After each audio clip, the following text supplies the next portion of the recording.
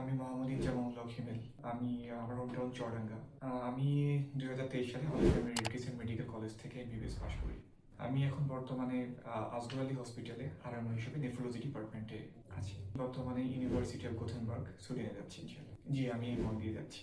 আমার নাম সাবিকুন নাহার। আমি পেশায় একজন ডাক্তার। আমি গণস্বাস্থ্য মেডিকেল কলেজ থেকে এমবিবিএস করেছি 2018 সালে। তারপর আমি এখন সুইডেনে মাস্টার্সের জন্য অ্যাপ্লাই করছি উপসালা ইউনিভার্সিটিতে। আমার নাম আফসানা ইয়াসমিন। পড়াশোনা শেষ করেছি ডাক্তার সিরাজুল্লাহ মেডিকেল কলেজ থেকে। আমি যাচ্ছি সুইডেনে মাস্টার্স ইন পাবলিক হেলথে হোমি ইউনিভার্সিটিতে। আমি ডক্টর রিফাত সুলতানা।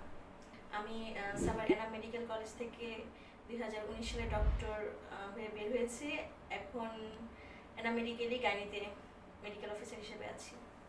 আমার Uppsala university Sweden, masters in global health.